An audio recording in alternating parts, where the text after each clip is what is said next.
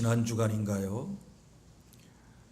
경기 충청 강원 지역에 우리나라 500원짜리 동전보다 더 큰 우박이 강한 돌풍과 함께 떨어져서 수확을 앞둔 과수 농가들이 시름에 잠겼다는 뉴스를 접했습니다. 이제 며칠 있지 아니하면 추석 대목인데 떨어진 우박에 사과도 멍들었고 깨지고 떨어지고 또 채소 이파리는 갈기갈기 찢어진 안타까운 모습을 우리가 보았습니다. 다 된 농사가 한숨에 한순간에 물거품이 되는 안타까운 현장을 보면서 여러분은 무엇을 느끼셨습니까? 저는 이렇게 느꼈습니다. 아하, 이게 인생이구나. 사람들은 공들여 쌓은 탑은 무너지지 않는다고 말하지만 공들여 지은 농사도 천재지변 앞에서는 어찌할 수가 없구나.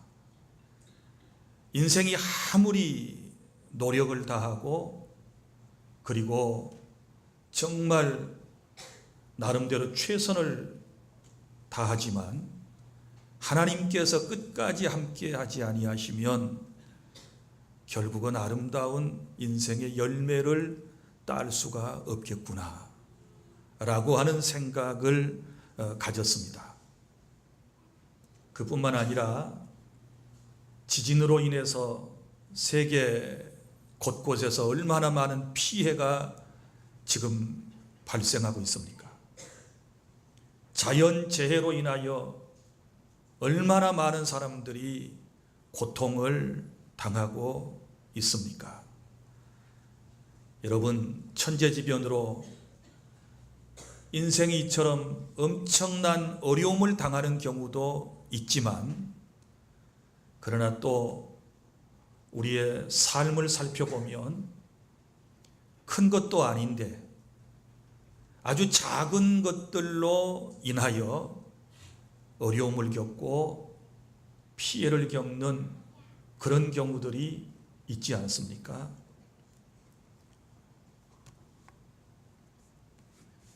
며칠 전에 TV에서 소나무가 군락을 이루는 경상도의 한 마을을 보여준 적이 있습니다. 이 마을에는 아주 아름다운 아름드리 홍송들이 쑥쑥 잘도 자라서 너무너무 아름다운 마을 경관을 가지고 있었습니다. 그런데 그 소나무들 가운데 아주 커다란 나무 하나가 가운데가 뚝 부러져 있는 것이었습니다. 그렇게 큰 나무가 어떻게 부러졌을까? 부러진 데는 이유가 있었습니다. 겨울에 눈이 쏟아졌는데 그 눈의 무게를 이기지 못하고 그만 안타깝게도 아름드리 소나무 중간이 부러졌습니다. 우리도 우리 주변에서 흔히 볼 수 있는 일 아닙니까? 커다란 나뭇가지에 소복소복 쌓인 하얀 눈으로 가지가 쭉쭉 찢어져 있는 모습들을 여러분들도 보신 적이 있으실 겁니다.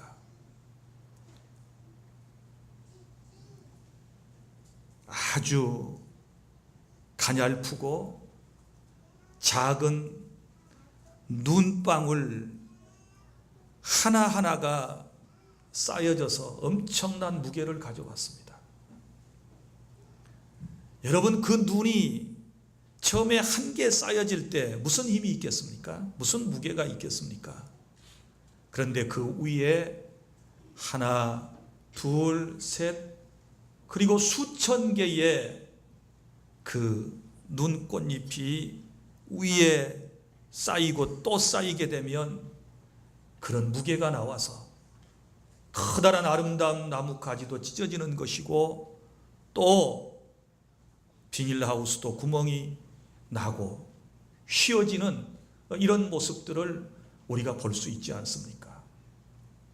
비록 작은 것이지만 그것이 쌓여지면 결국은 큰 문제를 발생한다는 것을 우리는 자연을 통해서도 잘 보고 있습니다.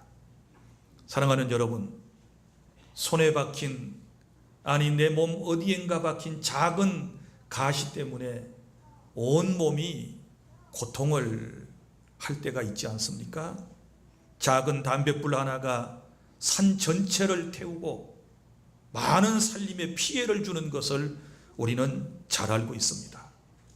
철도사고, 항공사고, 선박사고, 결국 그 원인을 캐보면 아주 작은 것 하나를 소홀히 했다가 발생한 것들 아니었습니까? 얼마 전에 광명역에서 KTX 탈선 사고가 일어났지 않았습니까? 그 결과를 발표했는데 7mm밖에 되지 않는 작은 그 볼트 하나를 제대로 조이지 않아 가지고 문제가 발생했었다고 그러지 않습니까? 사랑하는 여러분, 우리 주변에 많은 사건과 사고는 요 아주 소소한 작은 것 하나에서부터 비롯된다는 것을 깨달을 수 있기를 바랍니다. 한 사람이 아주 넓은 사막을 통과해서 건너왔습니다. 기자가 와서 질문을 했습니다. 사막을 건널 때 가장 힘들었던 일이 무엇이었습니까? 라고 물었답니다. 사람들은 이런 기대를 원했었겠지요. 사막을 건너오는데 목이 말라서 죽을 뻔했습니다. 목마름이었습니다.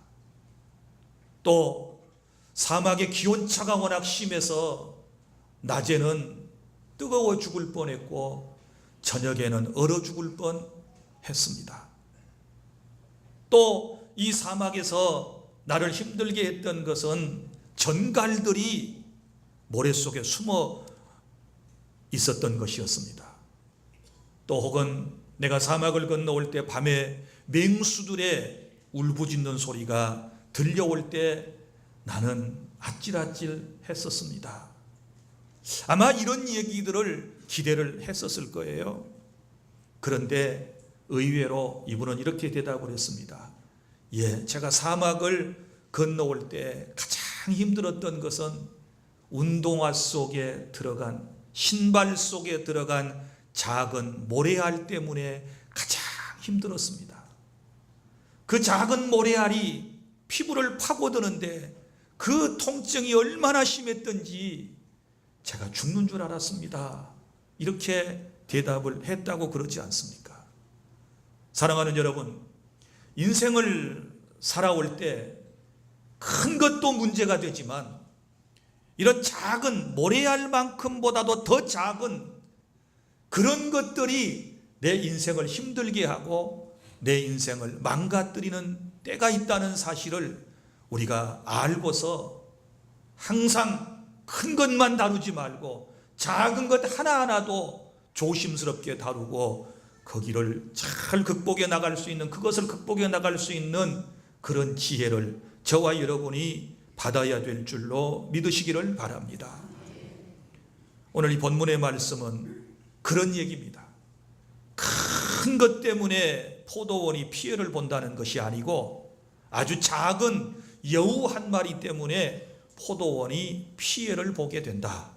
그래서 그 작은 여우, 포도원을 허는 작은 여우를 잡아라 라고 하는 것이 오늘 본문에 기록되어 있지 않습니까? 자, 오늘은 그 얘기를 여러분들에게 전해드리도록 하겠습니다. 우리가 오늘 아침에 아가서를 읽었습니다. 이 아가서는 지금으로부터 약 3000년 전에 지혜의 왕 솔로몬이 쓴 시입니다. 솔로몬과 술람미라고 하는 여인 사이에 아름다운 사랑을 노래한 것이 바로 요 아가서이지요. 아가라고 하는 말을 한문으로 썼는데요. 그래서 아가서가 됐어요. 요 아자가 무슨 아자입니까? 맑을 아자 혹은 바른 아라는 뜻을 가지고 있습니다. 가는 노래 가자지요.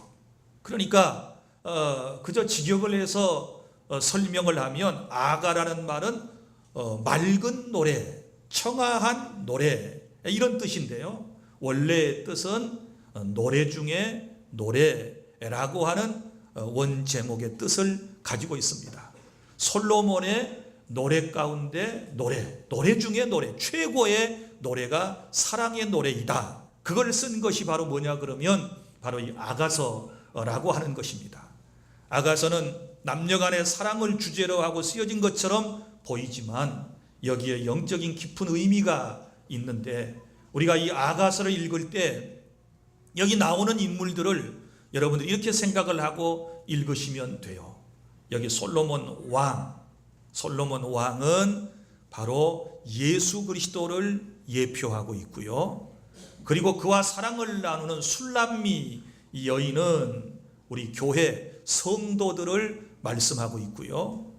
이 사랑하는 사람이 살아가는 주 무대인 포도원은 오늘날 교회 공동체, 내 인생의 공동체, 사회 공동체를 의미한다. 이렇게 생각을 하시면서 여러분들이 아가서의 말씀을 경청해 주시기를 바랍니다. 자, 그러면 첫째, 우리가 이 본문의 말씀을 통해서 깨달아야 할 것은 나를 사랑하셔서 찾아오시는 주님이십니다. 나를 사랑하여 내게 찾아오시는 주님의 모습을 이렇게 묘사를 했습니다. 8절, 내 사랑하는 자의 목소리로구나. 소리를 내면서 부르면서 지금 찾아오고 있습니다. 보라, 그가 산에서 달리고 작은 산을 빨리 넘어오는구나. 왜냐하면 사랑하는 사람을 만나기 위해서 높은 산도 문제가 되지 않고 작은 산도 문제가 되지 않고 빨리 달려서 오는구나. 하나님의 사랑, 그리스도의 사랑을 우리에게 표현하는 것입니다. 그런데 사랑하는 사람을 찾아오는데 산을 넘었다. 이것은 역경, 고난을 얘기하는 것이지요. 예수님께서 우리를 사랑하셔서 저와 여러분을 찾아오실 때 험한 길을 헤치고 오셨습니다. 고난의 길을 헤치고 저와 여러분을 찾아오셨다는 사실을 믿으시기를 바랍니다. 그런데 높은 산을 넘는 것도 작은 산을 넘는 것도 문제가 되지 않았던 것은 그 사랑이 워낙에나 컸기 때문에 빨리 달려올 수 있었다. 하나님의 열정적인 사랑, 그리스도의 열정적인 사랑을 우리에게 말씀하고 있는 것입니다. 그래서 이제 술람미 여인이 한 말이 8절 9절이거든요. 뭐라고 자기 자신을 이제 그 찾아오시는 분을 자기 자신의 표현을 하는가 하면 내 사랑하는 자, 나를 사랑하셔서 찾아오시는 그분이 마치 노루처럼 어린 사슴처럼 찾아와서 우리를 보고 계신다, 엿보고 계신다, 이런 표현을 사용했습니다. 주님의 극진하신 사랑, 애절한 사랑을 이런 식으로 표현을 한 것입니다. 저와 여러분이 이런 사랑을 받고 있다라고 하는 사실을 믿으시기를 바랍니다. 우리는 이렇게 생각하지요. 아이고, 나같이 못난 사람을 누가 사랑해 줘? 나처럼 실패한 사람을 누가 사랑해 줘? 아무도 찾아주지 않을 거야. 이렇게 생각하지만 사랑의 주님은 그렇지 않습니다. 여러분, 사람들은 나를 무시할 수 있어요. 나를 못났다고 무시하고, 못 배웠다고 무시하고, 가진 것 없다고 무시하고, 또 나의 스펙이 좋지 않다고 나를 무시하고 멸시할 수 있지만, 그러나 우리 주님은 아무런 조건 없이 저와 여러분을 너무너무 사랑하셔서 우리를 구원하여 우리를 사랑하시고 우리와 함께 영원토록 살기 위하여 고난길을 헤치고 주님이 이 세상에 찾아오셔서 저와 여러분을 구원해 주셨다는 확실한 믿음을 오늘 이 말씀을 들으면서 가지실 수 있기를 바랍니다. 주님이 찾아오셔서요, 노루와도 같고 어린 사슴과도 같아서 우리 벽 뒤에 서서 창으로 들여다보며 창살 틈으로 엿보는구나. 주님이 우리를 보고 계시는 거예요. 우리 복음성가에도 이런 가사가 있습니다. 하나님의 사랑을 사모하는 자로 시작되는 복음성가에 하나님 사랑의 눈으로 너를 어느 때나 바라보시고, 오늘도 사랑의 눈으로 이 험한 세상을 살다가 오늘도 예배하는 날을 기억하고 이 자리에 나와서 성삼 있게 예배하는 여러분들을 주님께서 사랑의 눈으로 여러분들을 바라보시며 오늘도 예배를 받고 계신다는 사실을 믿습니다.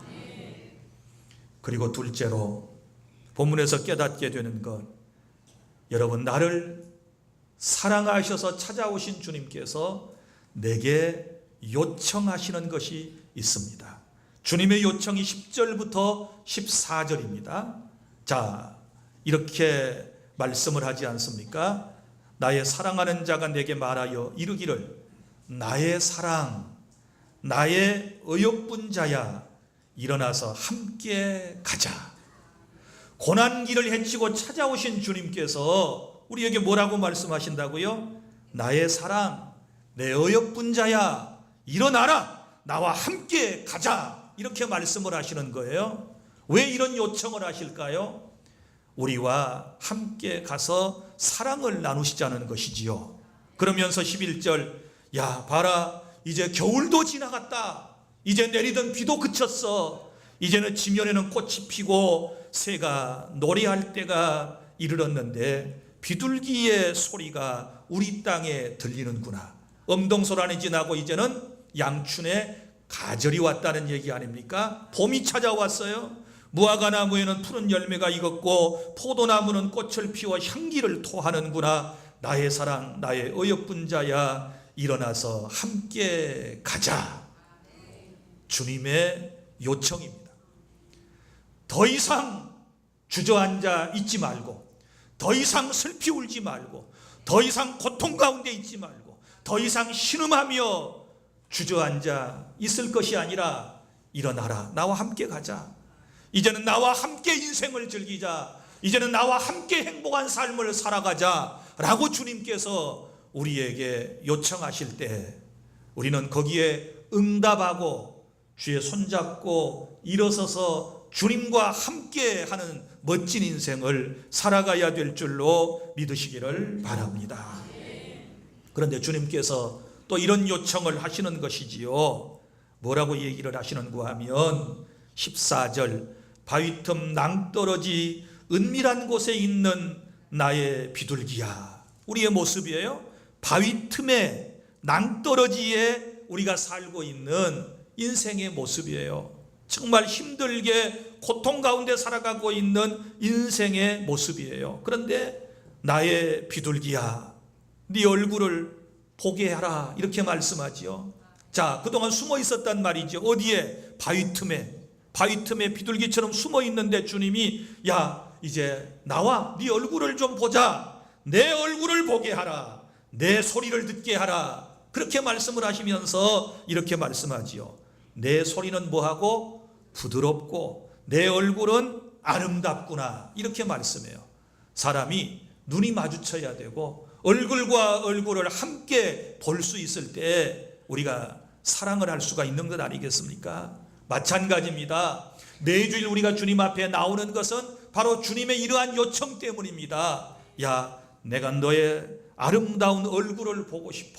너의 정말 부드러운 목소리를 내가 듣고 싶어 하고 주님이 우리를 불러주시는 것이고, 우리는 그런 모습으로 주님께 예배하고 주님을 경배하고 주님을 섬기는 그러한 하나님의 사람들이 되셔야 될 줄로 믿으시기를 바랍니다. 그래서 구원받은 성도는 겉도 속도 다 아름답고 주님의 마음을 닮아야 주님과 아름다운 교제가 이루어질 수 있는 줄로 깨달을 수 있기를 바랍니다. 자, 그래서 이제 찾아오신 주님과 우리가 늘 아름다운 사랑의 교제를 나누며 날마다 하루하루를 살아가게 됩니다. 그런데 안타깝게 세 번째 15절부터 17절에 행복한 삶을 살아가는, 주님과 나와 아름다운 영적인 교제를 나누며 살아가는 우리들에게 누가 찾아왔습니까? 여기 여우가 찾아왔습니다. 15절, 우리를 위하여 여우 곧 포도원을 허는 작은 여우를 잡으라. 우리의 포도원에 꽃이 피었습니다. 이렇게 말씀을 하고 있는데요. 자, 그러면 차근차근 볼까요? 여기 포도원을 허는 작은 여우, 이렇게 말씀을 했는데 이 포도원이 도대체 무엇일까요? 여기서 말하는 포도원은 처음에 여러분에게 말씀을 드린 것처럼 교회 공동체라고 말씀을 드렸습니다. 너른 의미에 있어서 우리 교회 공동체를 허는 작은 여우가 있다. 또 여기서 포도원은 우리의 가정을 말씀을 하는 것이고, 우리의 직장을 말하는 것이고, 그리고 또한 사회 공동체를 말씀을 하고 있는 것입니다. 그리고 더 좁은 의미에서 말씀을 드리면 이 포도원은 우리의 마음을 말씀을 하고 있는 것이죠. 우리 자신을 가리키는 말씀이다. 이렇게 여러분들이 생각해 보시기를 바랍니다. 그런데 늘 우리 교회 공동체를 허물려고 하는, 찾아오는 작은 여우가 있어요. 우리 가정을 깨뜨리려고 하는 작은 여우가 있어요. 이 나라와 민족을 깨뜨리려고 하는 작은 여우가 있어요. 나를 무너뜨리려고 하는, 나를 넘어뜨리려고 하는, 내 인생을 망하게 하려고 하는 이런 작은 여우가 찾아온다는 사실을 우리는 분명히 알아야 하는 것입니다. 자, 그러면 보세요. 작은 여우는 무엇일까요? 작은 여우를 잡으라 그랬는데 이 작은 여우는 영적으로 말하면 사탄의 세력이지요. 마귀를 의미하고 있는 것이지요. 마귀가 하는 일이 뭐예요? 하나님과 인간과의 관계를 깨뜨리는 것 아니겠습니까? 갈라 놓는 데 그 목적이 있는 것이지요. 신앙생활을 방해하고 내 인생을 쓰러뜨리고 우리의 가정과 우리 교회 공동체를 파괴시키는 일을 하려고 하는 것이 바로 사탄이 하는 짓이다 라고 하는 것을 우리는 잘 알고 있습니다. 사탄은 건강한 인격도 무너뜨리고, 그리고 건강한 육체도 쓰러뜨리려고 작은 여우처럼 역사하고 있는 것이지요. 우리 영적으로 분명한 인지를 하시고 우리가 준비를 철저히 해야 될 줄로 믿습니다. 그런데 자, 이 사탄을 뭐라고 비유를 했는가 하면 작은 여우, 그래서 여우, 여기에는 깊은 뜻이 있다라고 생각을 합니다. 여우의 특징을 살펴보면 내 인생을 허무는 것이 뭔가를 알 수 있어요. 그게 큰 것일 수도 있지만 아주 소소한 작은 것들일 수가 있는데, 여우가 가지고 있는 모든 특성을 이해하면 금방 나를 무너뜨리려고 하는 여우를 알 수 있어요. 자, 여우는 의심 많은 동물이죠. 여우처럼 의심 많은 동물이 어디 있습니까? 이처럼 뭐가 나를 넘어뜨리느냐? 내 신앙을 넘어뜨리는 것, 그것은 의심이에요. 의심. 에덴 동산에서도 사탄이 아담과 하와를 꿰어가지고 의심을 심어줬잖아요. 하나님의 말씀을 의심하게 했잖아요. 하나님의 사랑을 의심하게 했잖아요. 하나님의 말씀을 의심하게 해서 결국은 범죄하게 한 것처럼 의심이 나를 무너뜨리는, 내 신앙을 무너뜨리는 작은 여우가 된다는 사실을 아셔야 해요. 그래서 의심은 믿음으로 물리쳐야 될 줄 믿습니다. 그리고요, 또 여우의 특징이 무엇입니까? 자꾸 뒤를 돌아보지요. 뒤를 자꾸 돌아보는 것이 여우의 특징이에요. 가다가도 뒤돌아보고. 여러분, 뒤돌아보다가 죽은 사람 생각나시지요? 창세기에 나옵니다. 소돔과 고모라 성이 하나님의 심판을 받아서 저 유황불비로 멸망을 당할 때 하나님께서 천사들을 통해서 하시는 말씀이 절대로 뒤를 돌아보지 말고 앞을 향하여 나아가라, 이렇게 말씀을 하셨는데, 롯의 아내가 이런 하나님의 경고를 무시하고 뒤를 돌아보다가 소금기둥이 됐거든요. 여러분, 하나님만 믿고 의지하고 나가다가 자꾸 세상을 돌아보면 이런 일이 생길 수 있습니다. 예수님께서 이런 말씀을 하셨지 않았습니까? 주님을 따르겠다라고 결심하고 찾아온 제자들에게 손에 쟁기를 잡고 뒤를 돌아보는 사람은 내게 하나님의 나라에 합당하지가 않다, 이렇게 말씀을 하셨습니다. 신앙생활 잘 하다가 자꾸 뒤를 돌아보는 사람들이 있습니다. 이것이 작은 여우예요.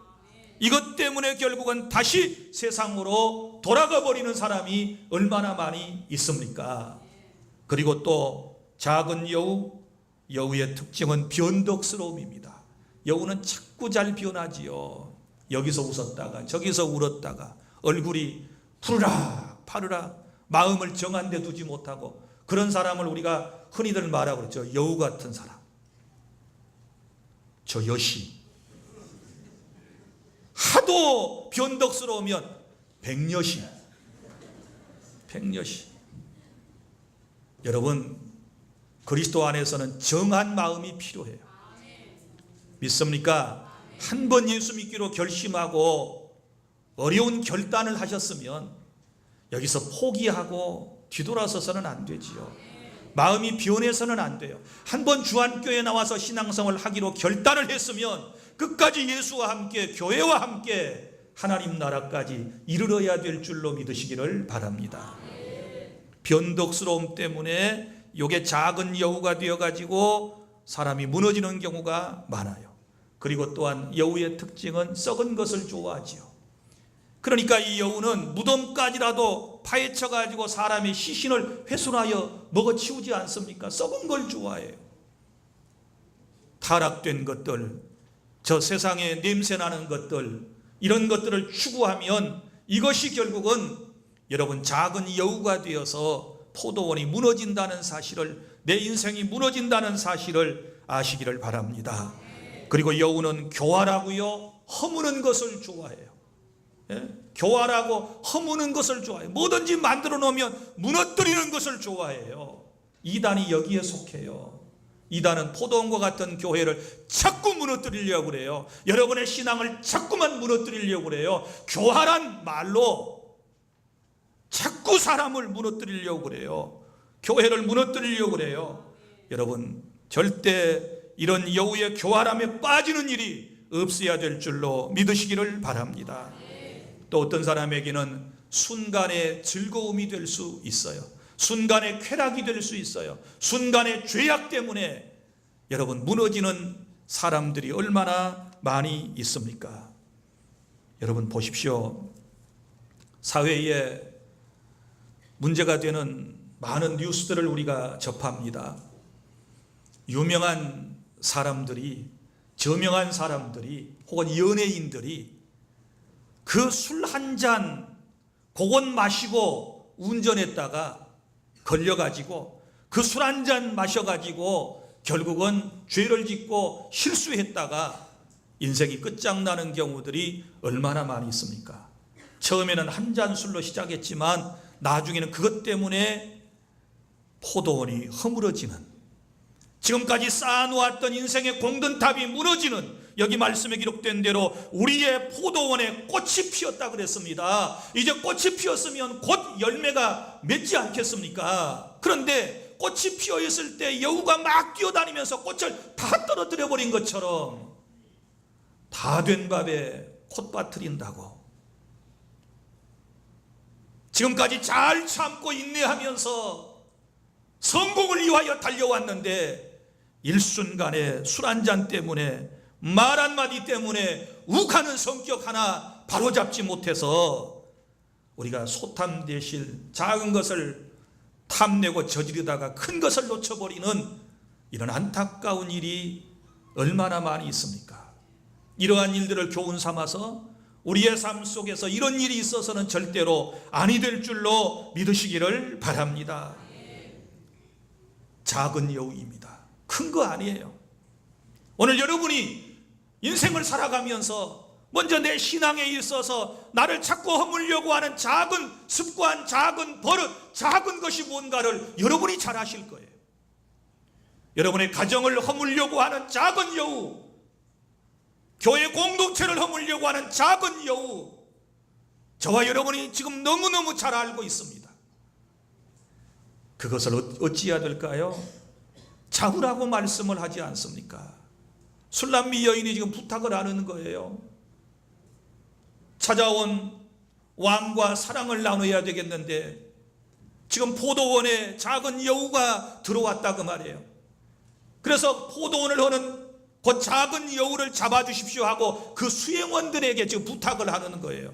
자기가 못 잡으면 다른 사람에게 부탁을 하는 것이지요. 그런데 여러분, 동물의 세계에서 동물이 가장 무서워하는 것 가운데 하나가 뭔 줄 아십니까? 불이에요. 불. 영화 같은 데 보세요. 깊은 산 속에서 사나운 맹수들이 막 으르렁거리면서, 늑대 같은 이런 것들이 막 으르렁거리면서 모여들지 않습니까? 그러면 뭘 피우던가요? 불을 피우죠. 모닥불을 피우지요. 불을 활활 피우고 있으면 못 달라들어요. 그리고 또 횃불을 들고서 막 짐승들을 쫓아내지 않습니까? 여우가 가장 무서워하는 것, 불입니다. 불. 여러분, 사탄이 가장 무서워하는 것, 성령의 불 받은 사람인 줄로 믿으시기를 바랍니다. 우리가 성령의 불을 받아야 돼요. 성령의 불로, 성령의 충만함으로 이런 작은 여우들을 우리는 잡아내야 될 줄 믿습니다.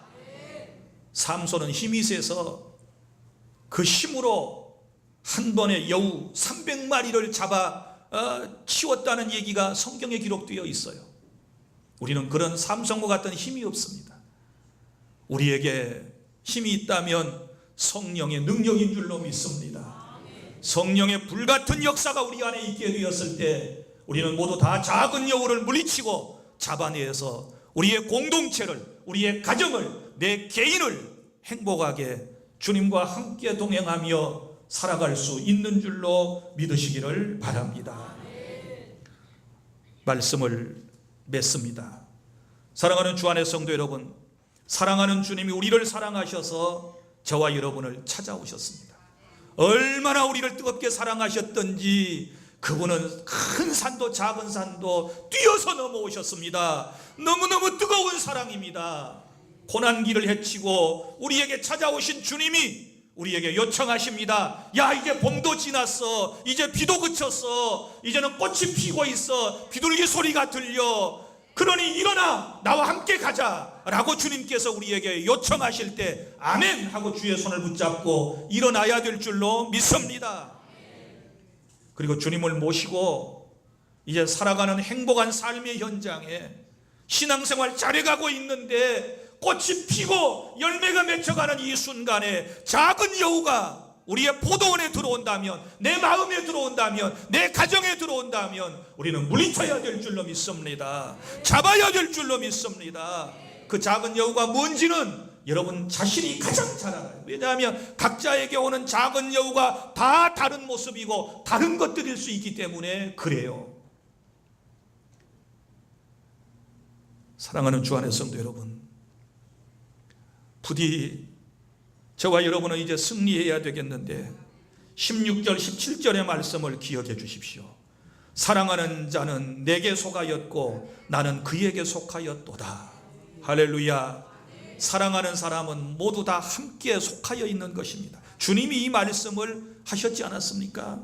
그리고 그가 백합화 가운데서 양떼를 먹이는구나. 이건 목자의 모습으로 지금 왕의 모습, 그리스도의 모습을 우리에게 보여주고 있어요. 주님과 우리는 하나입니다. 할렐루야. 그리고 목자처럼 양인 우리를 지금 백합화 가운데서 주님이 저와 여러분을 먹여주시고 보호해 주심을 믿으시기를 바랍니다. 그리고 17절에 이렇게 말합니다. 내 사랑하는 자야, 날이 저물고 그림자가 사라지기 전에 돌아와서 베데르산의 노루와 어린 사슴 같을지라. 여기 술람미 여인은 때를 지금 잘 알고 있습니다. 지금 신랑에게, 사랑하는 이에게 날이 저물고 지금 그림자가 사라지기 전에 돌아오십시오 라고 하는 말은 다시 오실 주님의 모습을 우리에게 말씀을 하고 있습니다. 우리 주님은 곧 오십니다. 우리 주님 다시 오실 때까지 주님과 뜨겁게 사랑하고 주님을 잘 섬기고 또 하나님의 교회 공동체 안에서 건강한 신앙생활을 하다가 그 주님을, 사랑의 주님을 꼭 만나는 저와 여러분이 될 수 있기를 바랍니다. 기도하겠습니다.